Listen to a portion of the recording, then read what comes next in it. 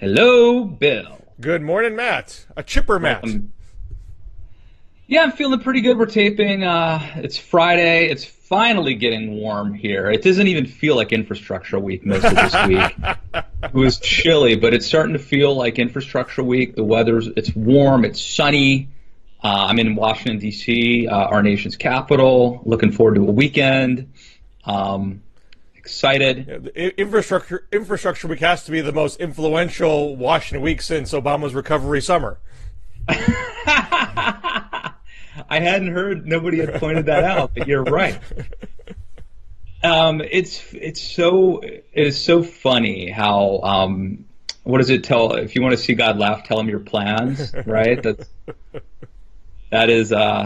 That's basically where we are with infrastructure. Before we get to Comey, and we should also get to the UK. Maybe we'll save infrastructure talk for later. I am a bit hooked on the UK election. Let me just say that I am happy because I thought I was going to have to learn a lot about infrastructure, and it turns out I didn't have to learn anything about it. So it really left me off the hook. So for those of you who haven't been following the UK closely, I stayed up all night for no particular reason except to have this conversation with you. It's funny. I tweeted out something in January from The Guardian. Because there was a think tank, I think it was a centrist think tank that argued that Labour was going to not get more than 150 seats, which would be a massive loss of their seats in the next election. And in that analysis, it said Labour is too weak to win but too strong to die. Oh, that's the next book title. And so I just pulled out that quote and I shared it. Yeah. And someone there was this legion of left populists scurrying around the Twitters to find people who said dumb things about Corbyn to humiliate them over the course of the evening. And so that tweet of mine got sent around. I got all these people here, you're so stupid, you're so wrong. I was like, look, that's my quote. I thought it was an interesting assessment. I'm not in the UK. I'm not portraying myself as a UK maestro. No, but you are for our purposes. You are our UK correspondent. I'll do my best. Okay, so if you would just because I know nothing about this. So Corbyn is the Labor guy, right? So Corbyn's the Labor leader. He's arguably more left than Bernie. Okay. More controversial. For example, he gets tangled up in Israeli Middle East politics more. So he gets more anti-Semitic charges thrown at him and his people, whereas Bernie, being Jewish, has never really had that issue. He had a shadow Home Secretary who's like Homeland Security, who once was supportive of the IRA when they were involved in bombing Britain, and she had to face questions in the campaign. Do you retract your? She once said it would be good if Britain was defeated. Do you regret that comment? She goes, I've moved on. It's his Bill Ayers. So there's much more of that going on there than with the left in America, I would argue. And so when he won the Labor leadership, it was this huge pivot away from the Tony Blair Labor Party. Blair was a centrist, was New Labor, but the Labor Party was sullied by Blair's backing of the Iraq War. They never recovered from. They were the ones in power when the market tanked in 2008. So in America, the Republicans got saddled with that. In the UK, Labour got saddled with that. And when Ed Miliband was the leader in 2015, he was trying to pivot away from that. But he didn't. But he wasn't hard left. He was more left than who was his opponent at this time, his brother, David Miliband, and was trying to be a clean break from the Blair Party. But he still got tagged with it.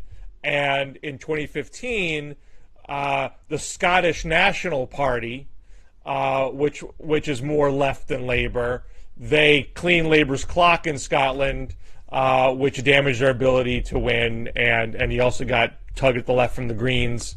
And there was also UKIP, UK Independence Party, which is Nigel Farage's party, which was very anti-immigrant. That tugged at labor also. Some of that working class labor side, and that all redounded to the conservatives' benefit. So now, okay, conservatives, same as Tories or different? Theresa May. Right. Tories and conservatives are the same thing. There's just a nickname. So these are basically the two. I mean, I know that you mentioned UKIP. I know there are a bunch of political parties in Great Britain, but Labour and the Tories are essentially have been the two major parties. Correct.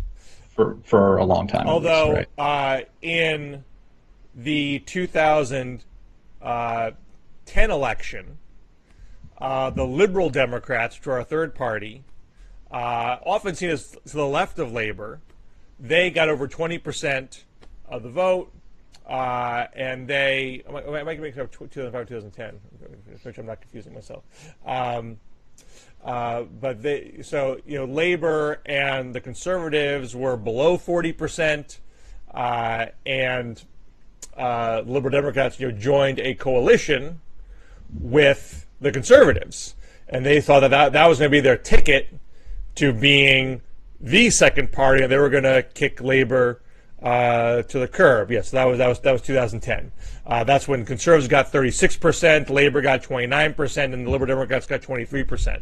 And then in 2015, the Liberal Democrats discredited themselves because they were seen as being handmaidens to Conservatives. They had gone back on their principles, and so they went from 23% to 8%.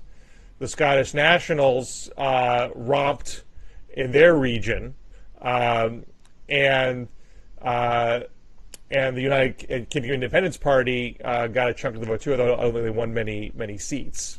So you had this kind of breakdown of the two major party order over the course of the last 10 years, although Conservatives in 2015 won an outright majority still. And that a majority of seats, not a popular vote. So, when did we start calling the Tories conservatives? I don't know the history of the nomenclature. No, it feels like, and I'm so ignorant of this, obviously, but I think it makes for a good show, because if anybody out there knows as little as me, they're going to get tutored by our UK correspondent. No, but it just seems to me like that's a more. I've just noticed in recent years that we've started referring to them as conservatives. Well, that's the official name. They're technically the Conservatives. The Tories are informal nickname. Always. I think that. Really? Yeah. See the stuff I learn? I'm so ignorant of. I see. Bill, I'm an American, and part of me being an American is ignoring these other, little countries. So only 2 years ago, the Conservative Party won a surprise majority victory. So they didn't have to do any coalition partnering to maintain in power. But they only won 37% of the vote, of the popular vote, because it's by it's parliamentary democracy. It's seat by seat, and as long as you have the most seats, it doesn't matter if it's a plurality victory. You get all the power. So this time around, after that, Ed Miliband resigns his post from Labour. Corbyn wins the Labour leadership contest, and that was done because even though most Labour members of Parliament don't like Corbyn, are not as left as Corbyn, they had opened up the leadership contest to individual voters who have to pay a small fee to participate. And the people, I like this idea. And the people on the more centrist wing of the party thought that was going to dilute the hard left faction because they wouldn't show up, and that totally backfired. So even though the members of Parliament aren't really with Corbyn, the Labour rank and file are. And some of those centrist folks thought, okay, well, Corbyn's going to get his clock cleaned come election time, then maybe we can get rid of him then. What happened instead was... I'm sorry, go on. I'm sorry to interrupt the story, but Teresa, you mentioned that Corbyn was sort of like the Bernie Sanders except more leftist Yeah. or more, yeah. Theresa May, if that is how you pronounce her name, um, is where would she be on our sort of template, our American? She's more establishment Republican. Okay, so like Mitt Romney, or yeah, I would put her more in that category. She did not support Brexit at the referendum, but she nevertheless, when Cameron stepped down after the Brexit vote, she said, "I'm going to implement Brexit," and she's often suggested she's going to do a so-called hard Brexit, but you would not call her a populist conservative. In this election, she had they have party manifestos to kick off their campaigns, their short campaigns. The Labor manifesto was Democratic Socialist. We're going to end austerity. We're going to have government takeover of the railways. We're going to increase our police force. And the conservatives went for more budget cutting. They were trying to limit healthcare spending. They had a proposal that was characterized as limiting how much government support you would get for elder care. Labor tagged that as a quote-unquote dementia tax. That really stung. That really stung the conservatives. It's probably the biggest mistake that they made. And even though you had this spate of terrorist attacks, and the conservatives were running ads focusing on not just Corbyn but his home secretary, who was the IRA sympathizer in the 80s. She had a series of very awkward interviews where she couldn't explain her past comments. She was asked, "How are you going to pay for all these police? All these new police?" She couldn't come up with an accurate number. They were always getting tagged as sort of not being ready for prime time. Yet, instead of having a rally around the flag effect, May was being criticized for letting this attack happen and being attacked for austerity policies. So on Election Day, and this is where it gets a little confusing, the conservatives won more votes than 2 years ago. So she called the election early, right? Well, she called it early, assuming that she would win, that the timing was good. Right. So you have when you have an election, you have to call an election within a 5-year period. It's only been 2 years. She didn't have to do it now, but all the polls said, "Hey, you're beating Labor by 17 points. Call a quick one now, ratify your victory, strengthen your majority, then you're in for another 5 years." Instead, you have all this backlash. So something a backlash happened, but keep in mind, the conservatives won 37% of the vote 2 years ago. They won 42% of the vote this time. They increased their vote share. But Labor went from 30% to 40%. They had a bigger jump than last time because the Scottish National Party declined and UKIP declined. So here's where it gets really confusing. So Scotland, which is very liberal, the focus there was on should we have another independence referendum or not. The momentum for independence declined, and that benefited conservatives. So conservatives won seats in Scotland from the Scottish Nationals. The UKIP vote declined in the rest of the country, primarily England, but it didn't all go to the conservatives. Some of that vote, arguably more than half of that vote, went to Labor. Do you think that's a response to Trump? Is that a rejection of Trump, or is that is that a bridge too far? I don't think that's. I did see one analysis that upper income votes were moving from conservatives to Labor. You might think of that as having some indirect effect of the European stereotype, the affluent European recoiling from Trumpian-style populism, as you saw in France. But you can't say that working-class UKIP gravitating to Labor is a reaction to Trump. That's more evidence of that populist heart still beating, but Corbyn capturing it instead of May being more of a left populist and maybe more of an establishment conservative. So there's not one simple narrative coming out of this. And now you have May saying, "Look, I'm not going to resign." People overnight were saying, "Well, she has to resign." So well, Corbyn was calling on her to resign. Corbyn was, people within her party was. So she has the most, not that it's the most votes, but the most seats, just under the threshold to have an outright majority. And instead of like 2010, when the Liberal Democrats helped out the Conservatives get over the finish line. One, they didn't really have, well, maybe they had enough seats to do it, but they're not going down that path again. They got burnt. Their party was decimated when that happened. Instead, they're partnering with a Northern Ireland party, the Democratic Unionist Party, who are very socially conservative and generally are kind of climate science deniers. Although they may not be as hard when it comes to economic austerity. They don't have the same. They're a little softer when it comes to welfare spending, and they want a Brexit that protects Ireland's border. That still allows Brexit that protects it. So that I mean, they want to keep their trade lines open with Europe. They don't want to feel cut off. So this arguably hampers her ability to negotiate Brexit, hampers her ability to cut spending.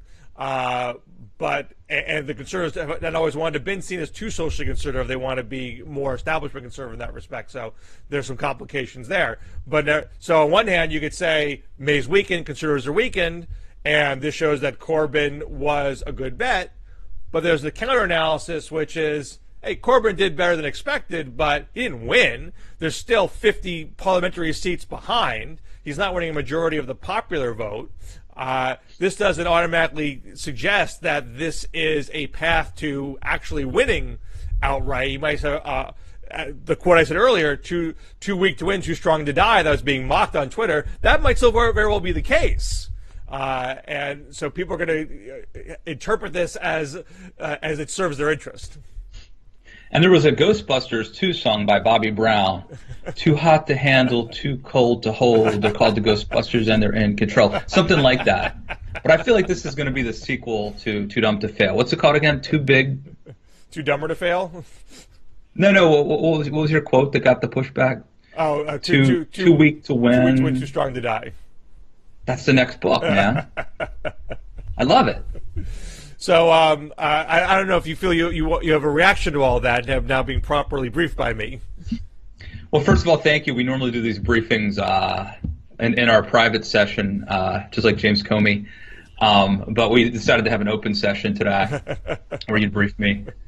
So no, it's very helpful. So just one reaction that I have that I don't know, maybe it's just an obvious point or no one's talking about it, is women. You know, you've got Le Pen in France. You've obviously got May in Great Britain. You know, I mean, obviously, you know, Great Britain had Thatcher in the 80s, but it does seem like almost all of these prominent elections that we're seeing have, you know, women who are, you know, in the hunt. Well, I think the knocks on May for her campaign style track what people say about Hillary Clinton. You know, not charismatic. You know, Corbyn was real rip-roaring, you know, barn burner type speeches. You know, May is stiffer.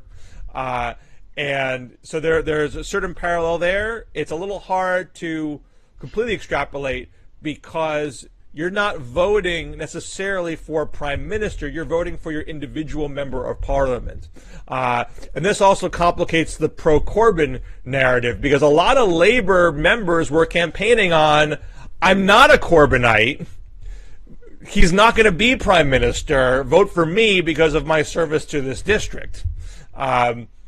Although you certainly can't say Corbyn ended up being a deadweight because he maybe helped get some of those UKIP votes back. He maybe pulled in a lot of young, newer voters. So it's not a clean narrative either way. But when you're voting for conservative, you're not necessarily voting for May. Although I did see one exit poll analysis that said if you're voting for prime minister, if that was the primary reason for your vote, you're more likely to have voted conservative than voted for Labour. Interesting.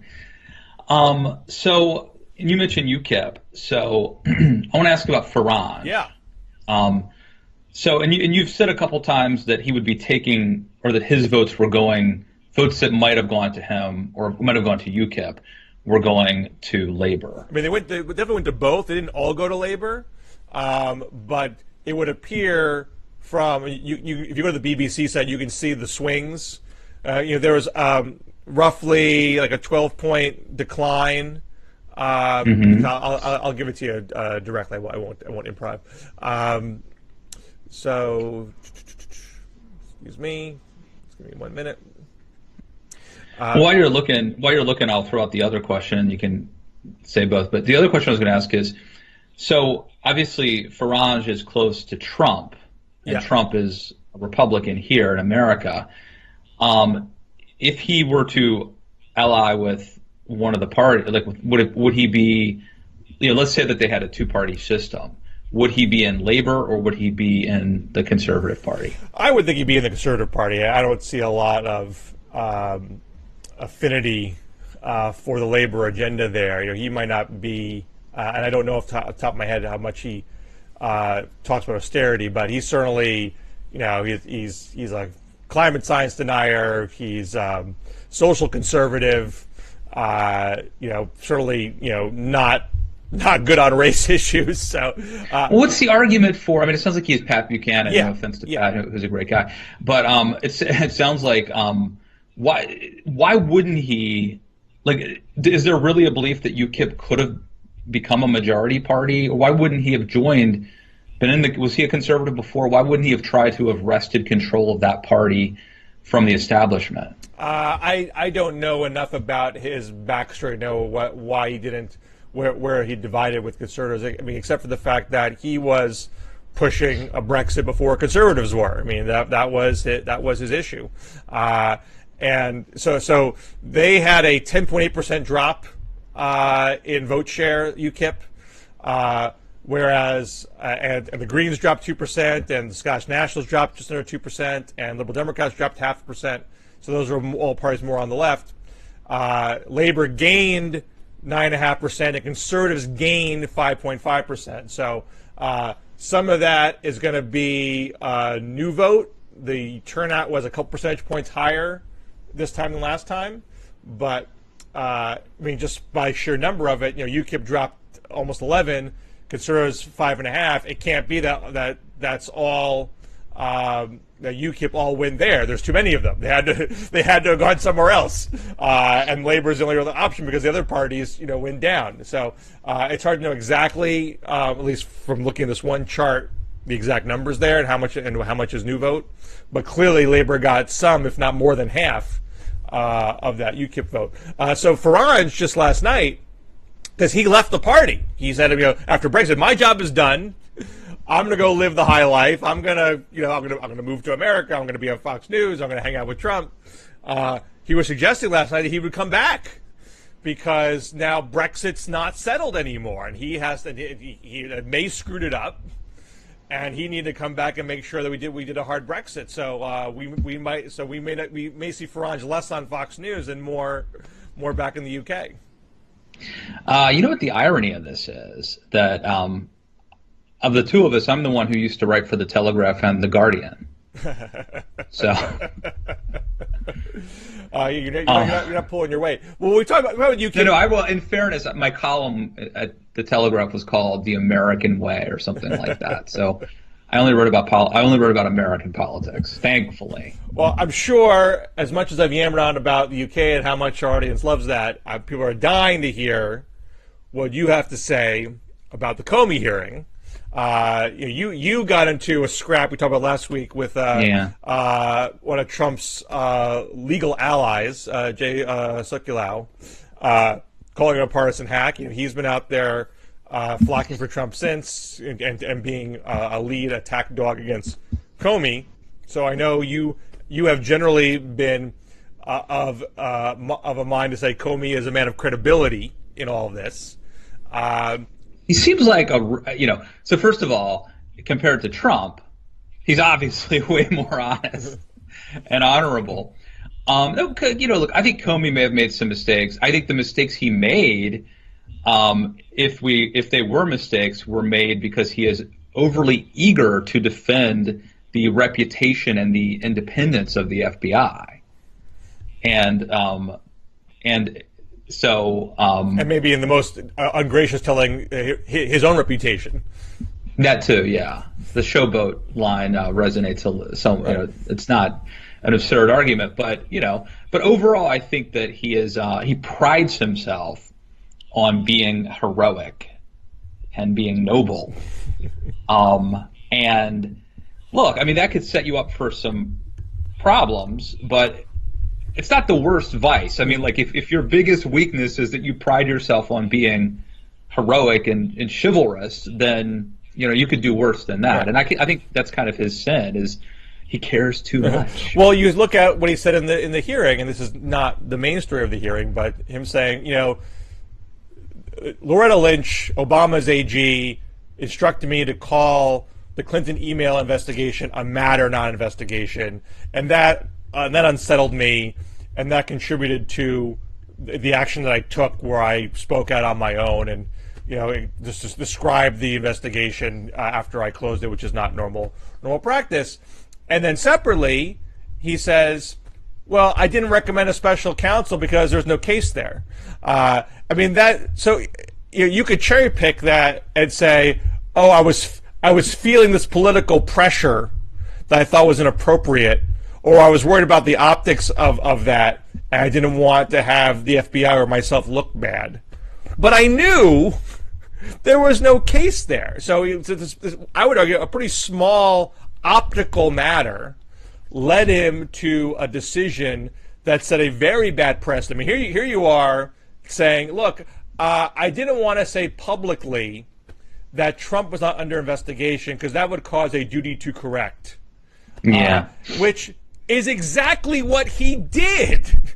Yeah, but maybe he learned the lesson when he got in trouble for having to. It would be a little nice if he said that. No, he did say that. He implied that. There's an implication, perhaps, but he implied, I learned that lesson the hard way. He said something to that. But he has never said, I did the wrong thing before. When he's asked point blank, would you have done it differently, he says no. Right. He doesn't connect all those dots. Okay, I don't want to relitigate the Hillary thing too much, but I would say I actually thought that he let her off easy the first time, like was it June or July? July. Because, clearly she had violated the law, clearly she had lied about it. The notion that what was it, that there were markings that said, there were like classified markings that she said she didn't know that they meant confidential or class. It was just unbelievable. I thought at the time in July, I said to myself, this Comey guy's pretty clever. He knew clearly there's people in the FBI who were going to leak stuff and make him look bad. He wanted to get out ahead of it. Sure, he's breaking precedent. Sure, this is kind of embarrassing for Hillary, but he's going to end the conversation and they'll move on to other things.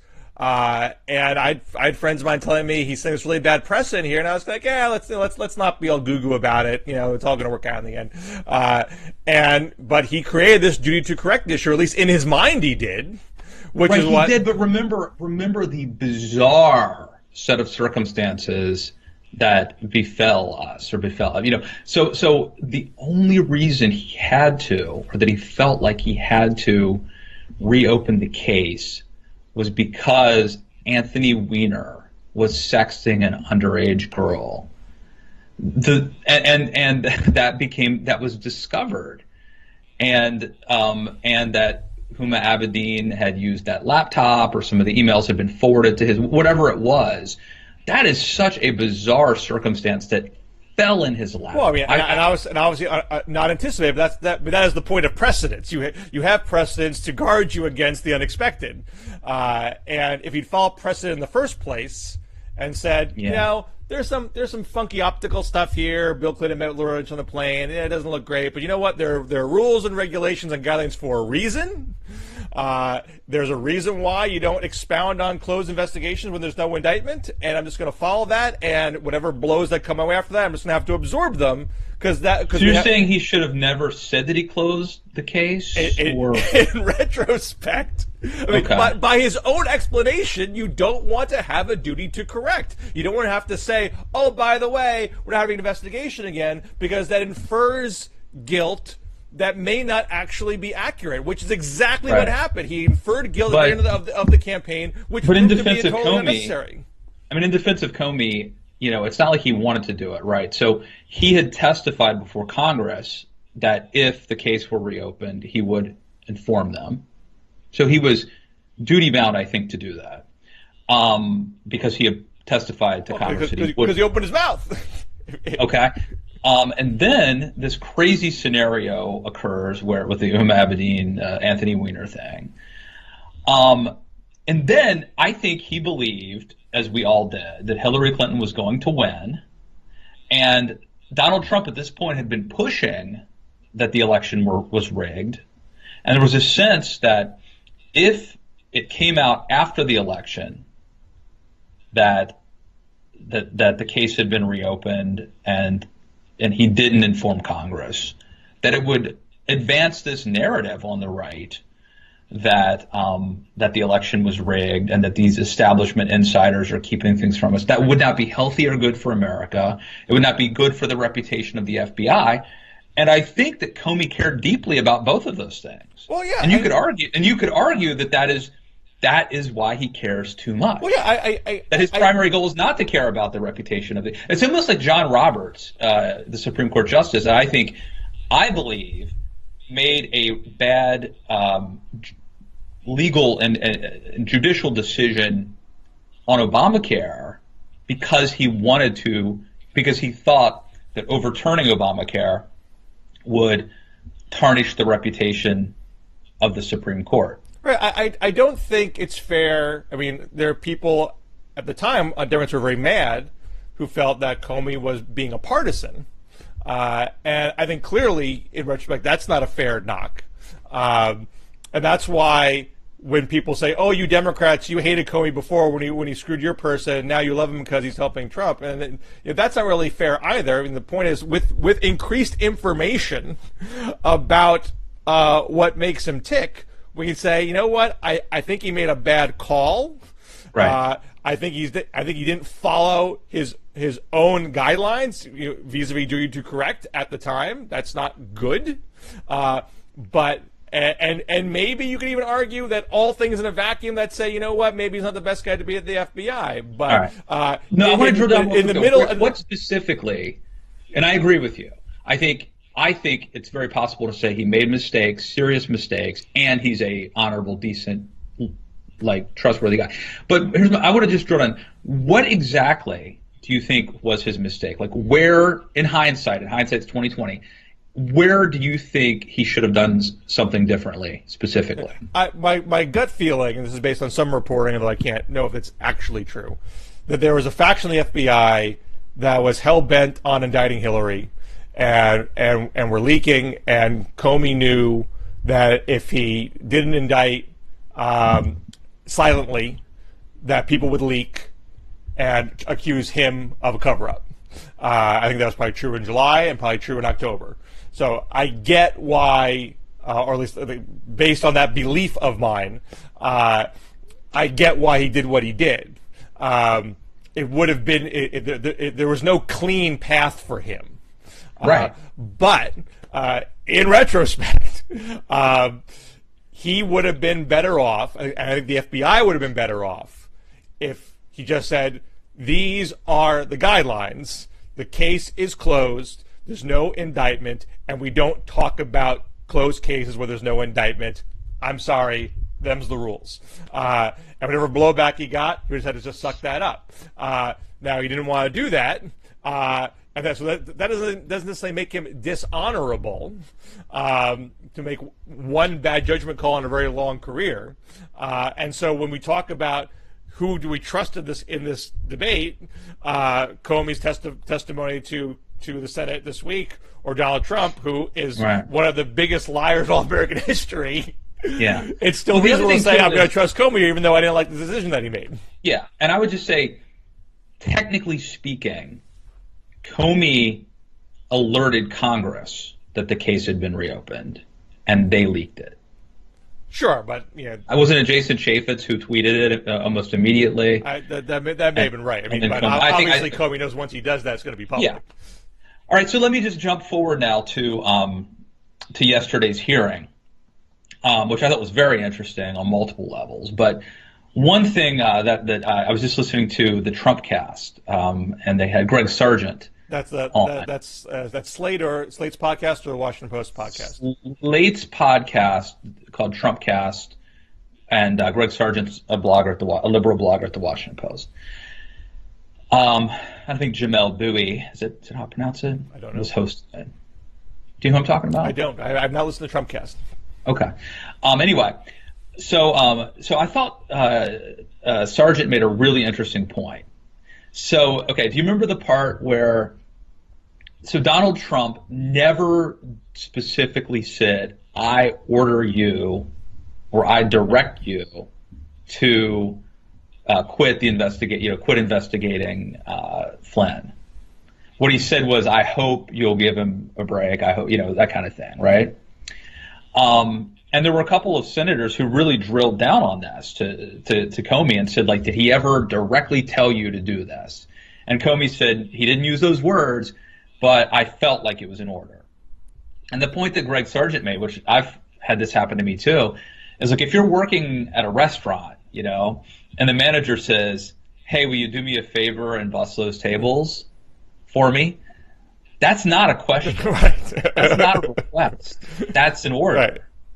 And if you don't do it, you're going to get fired. Right. And if some manager at a restaurant,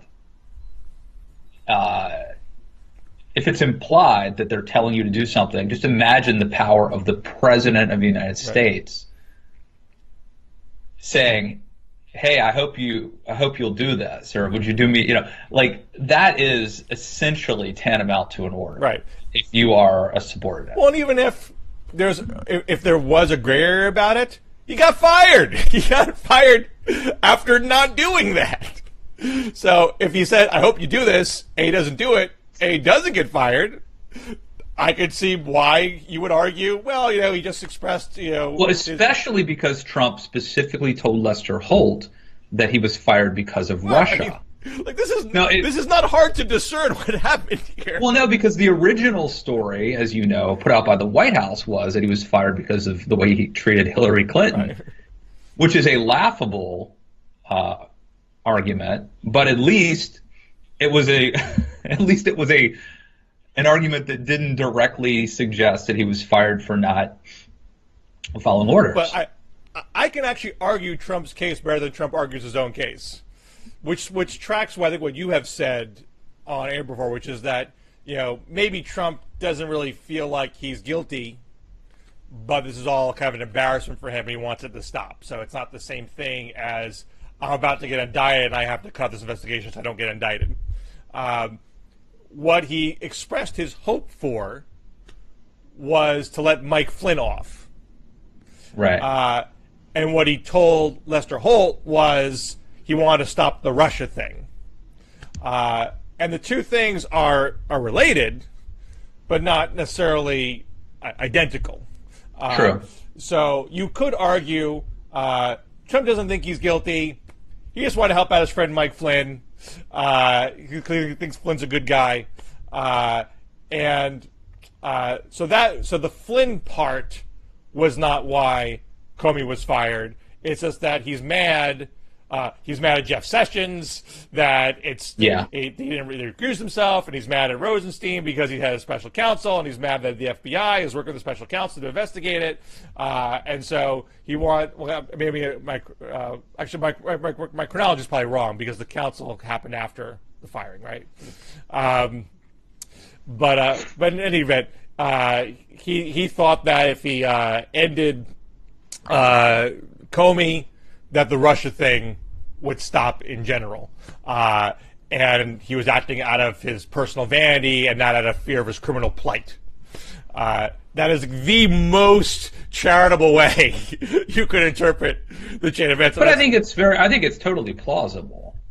I mean, it's within the realm of possibility because he's basically a child and he wants loyalty. And for most people, Trump's behavior would imply like a cover-up, and that there's something really nefarious. But in the case of Trump, it could just be that he's Trump. But even still, even if it's not directly motivated by his concern about his own legal standing, you are still firing somebody because they're pursuing an investigation that involves associates close to you, and expressly saying, this is why I am doing it.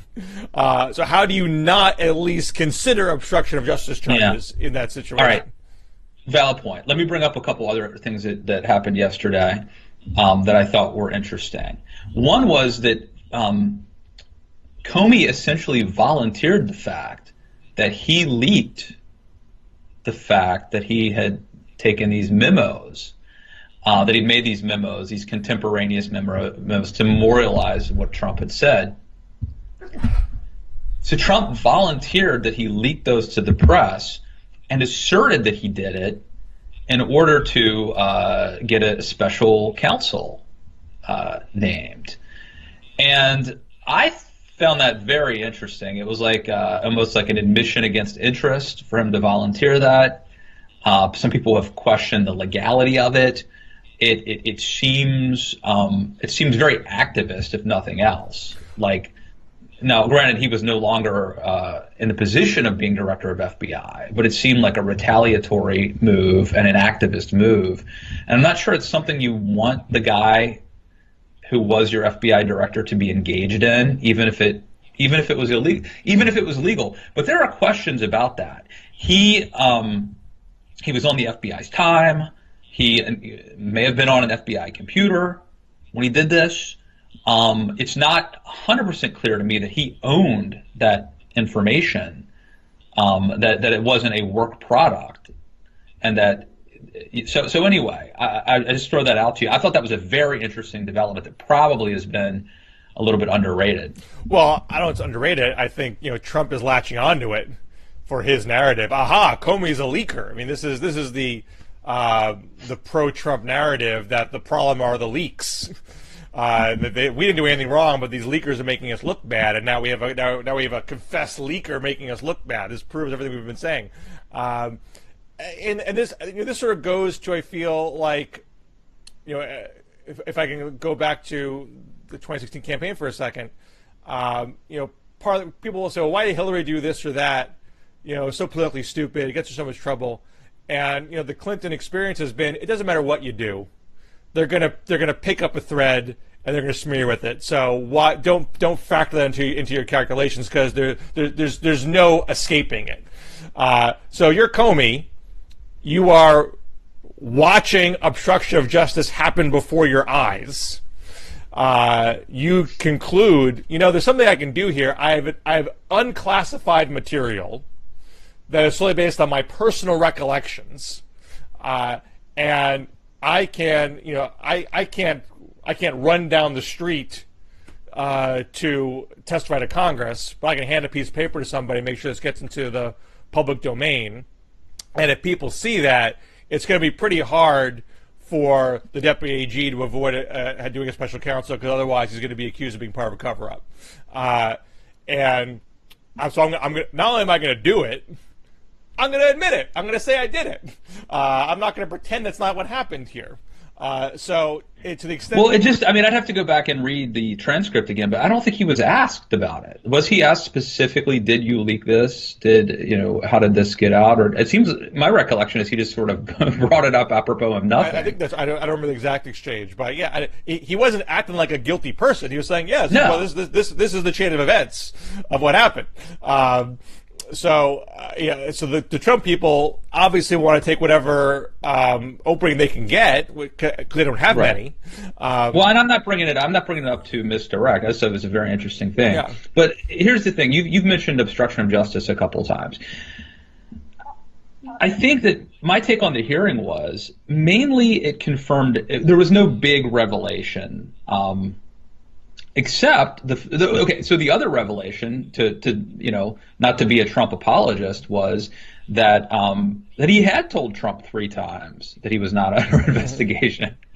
That's something else to Trump people. But really, there was. So in the hearing, though, I don't think there was any huge revelation, though. Aside from that, I mean, basically, it confirmed what had been leaked previously. And I do think that, it's in the eye of the beholder whether or not it was obstruction of justice. I mean, clearly Trump, I think, abused his authority. Clearly he broke norms, democratic norms and protocol. But I think there's an argument that was advanced by Chris Christie, who of course is a Trump loyalist, that this is the way New Yorkers talk, and this is Trump being Trump, there's a nefarious way to look at it, which is the Greg Sargent, when the manager tells you or asks you to do something for him, it is in order. And if we've learned anything, right, from Tom Cruise and A Few Good Men, orders are not disobeyed, But Chris Christie, who destroyed his entire career because he's corrupt, is saying that, hey, Donald Trump, who is often accused of being corrupt while being in business in New York real estate, including ties to the mob, should be exonerated because, hey, that's the way New Yorkers do business. No, but just let me just finish here, okay? So there's a nefarious way of looking at this, which is Trump is basically saying, wink, wink, do me a favor. And that is basically tantamount to an order, right? And then there's another way of looking at it. It's like Trump views Comey as a friend. He's sort of casually going, hey, this guy's a good guy. Would you do me a favor and help out my friend? You're describing corruption. But it speaks to motive and intent, right? So there's one intent that it's like, I'm going to get Comey alone so that nobody else can overhear this, and I'm going to subtly pressure him in a way that's not literally pressuring him, but he'll know what I'm getting at to do what I want him to do, or else there's going to be an implication that he's fired. Or it's like, hey, you do me a favor, you're my friend, this other guy's my friend, he's been through a lot, we had to fire him, would you? Trump is a weird cat, and he's not a politician, and he doesn't understand maybe or follow the way that we do things. I'm just playing devil's advocate here, but I think that's. I'm going to tell you a little story. So my favorite personal stories. So when I was in college, I had a professor named Paul Dawson. He's one of the main politics professors at Oberlin College, and his main 200 level class was called Public Policy in America, but it really was a workshop in negotiation. And one of the main things we did in the class was we came up with a scenario to negotiate that we would role play either with another student or with the professor himself. And when we went through the syllabus at the beginning of the semester, someone asked, well, how do we get graded on this? And he goes, you'll be graded on this as you are in life, ambiguously. So this wasn't my negotiation, but a guy I knew negotiated. He was a local, I think it was a local contractor trying to get a contract through city government, and he was talking to and the professor was playing either a male or a counselor, and they're going round and round and round. Like no matter what happens, the student just can't get anywhere with them. And there's a time limit on the negotiation. So the very, very end, the professor playing the local politician says, "Look, I tell you what, I got a kid coming out of college. He really needs to get his sea legs in the working world. If you can give him a job, over the summer, that'd really help me out. Then then I can help you out." And the student, Joey, yes, absolutely, let's do it. And then the negotiation ends, and the teacher's like, what just happened there? And he said, did I just break the law? He was so eager just to do the deal that his impulse was just to take the deal on the table. Seemingly innocuous. Giving a guy a summer job, what's the big deal?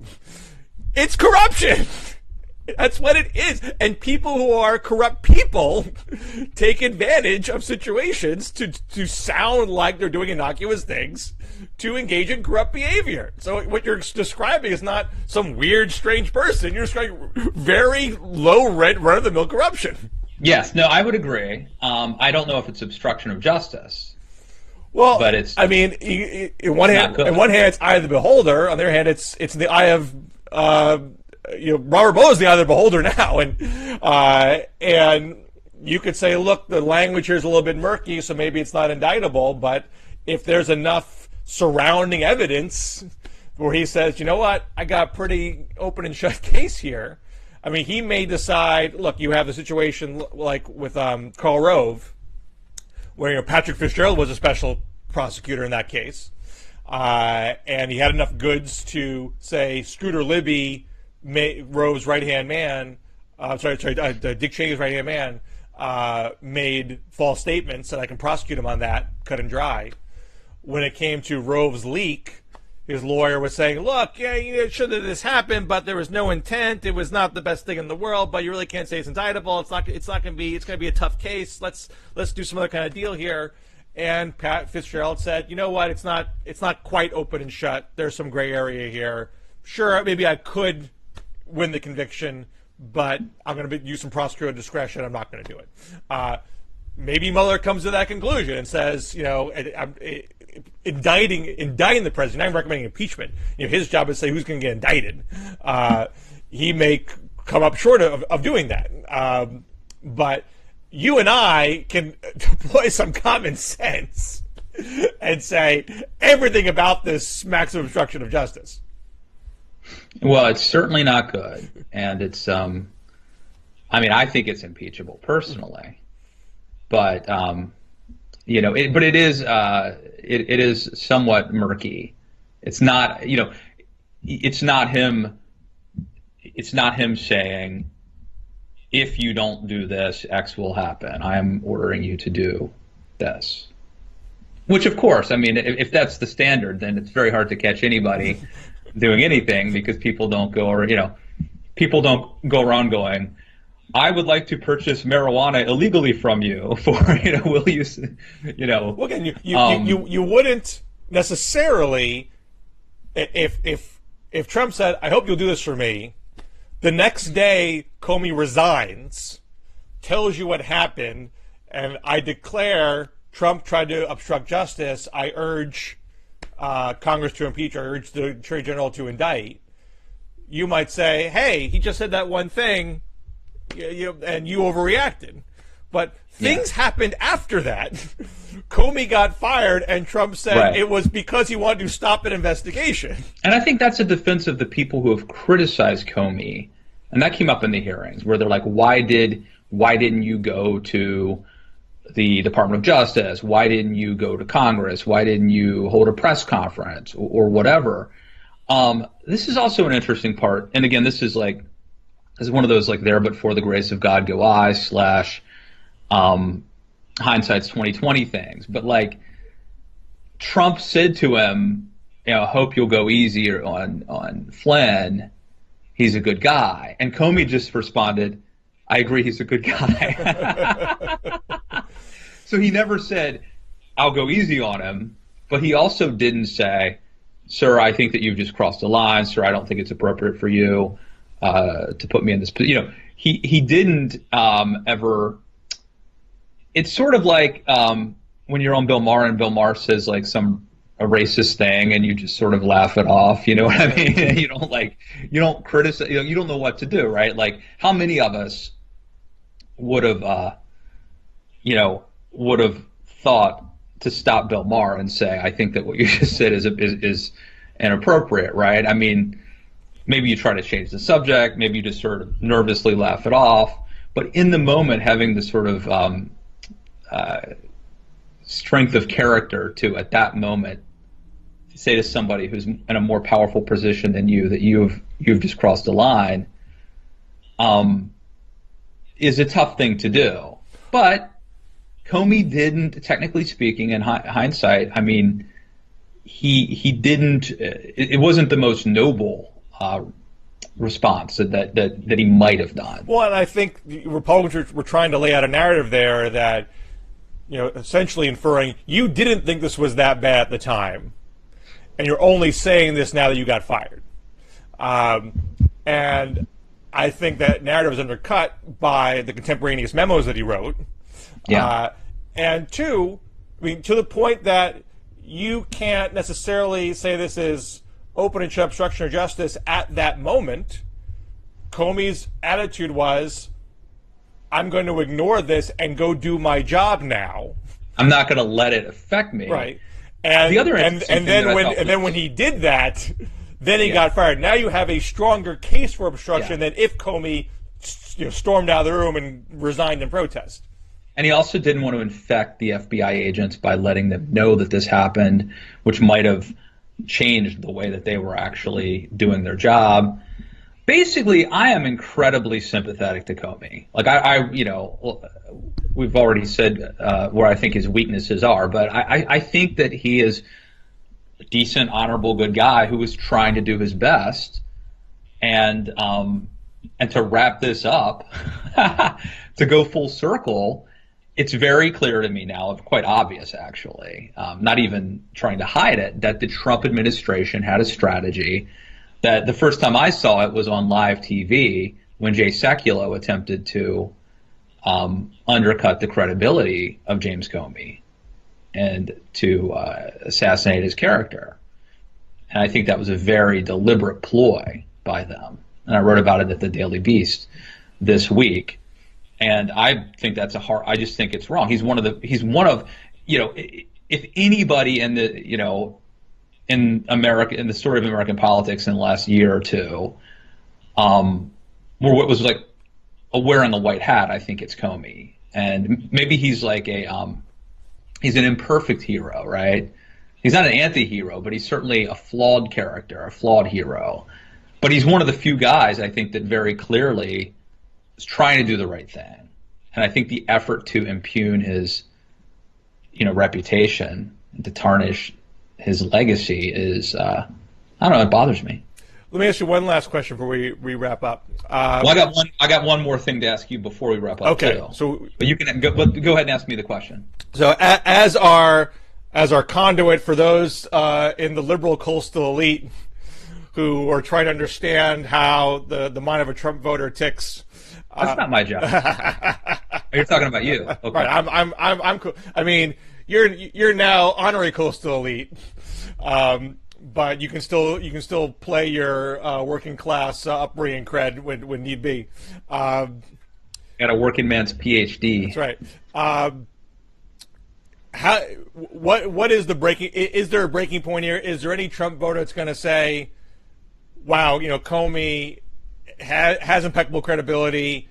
This is actually unsettling"? I mean, because you're probably not going to get to a point of actual impeachment unless Republican voters are calling for it and pressing. No, I think it'll happen when Democrats win the House of Representatives. Well, even then,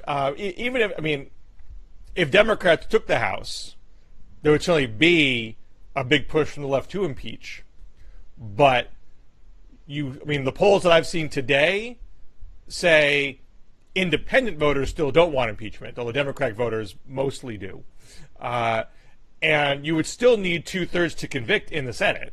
Right. Yeah, that's a different story. So you may well have some Democrats say, this path doesn't strike me as very smart.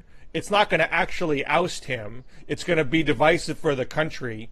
Let's do the investigation. Let's get the facts out there. But if we go down the impeachment path, we might shoot ourselves in the foot. Look what happened to the Republicans and Bill Clinton. And even that position itself will cause division within the Democratic Party because there's that burning passion on the left to have impeachment. So you're asking when do Republicans turn on? I mean, because you wouldn't even get to a conviction unless you had some Republican support for that. So I'm very cynical about this. I think that Republican voters. So I think it's like it's like Malcolm Gladwell's tipping point, which is it doesn't happen incrementally. It just one day it happens. If it happens, it just the bottom falls out. So you won't notice like a few more people, and then it's sort of like something's going to happen and then it changes, right? Almost magically. I don't think it happens with the rank and file voters because they are getting different information. They're hearing from, from Fox News and Rush Limbaugh a different narrative. And I don't think it happens with Republican politicians until it becomes clear that their political survival and legacies are contingent on it. So this is not the game-changing tipping point moment. No. So what's your question for me? So my question for you is Ossoff in Georgia. Speaking of the House flipping, and speaking of Republicans getting the message that changes are happening. I saw a poll that Ossoff is beating Handel. I saw that he raised, I don't know, tens of millions of dollars. I don't know, do you know when this special is? Yeah, the special is June 20th, so we got 2 weeks. And I mean, the poll had him up. So do you is he going to win? Well, you got to be a little worried about peaking too early. He's definitely doing pretty well. He's been very, I'd say, slow and steady. He's not the most charismatic candidate, but he sticks to his message very, very well. It's a very centrist message. I mean, this is what's going to be interesting here, because he's not running as an economic populist. He's running a more anti-Trump campaign than Rob Quist in Montana or James Thompson in Kansas. I saw a tweet from a reporter saying, because there's sort of two main tracks to Ossoff's messaging. One is fiscal centrism. Both parties can agree on cutting wasteful spending. He hits the wasteful spending and attracting high-tech jobs to Metro Atlanta. Those are like the two big policy pushes he has. And that's the main reason why Bernie Sanders at one point said he's not a progressive and didn't initially give him his endorsement, because he's not running like a Bernie-style populist.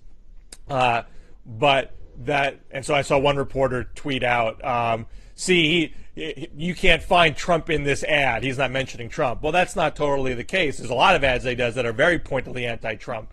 And the most recent one was right after Paris, where he stands next to a climate scientist and says, global warming is real, and she says that's correct.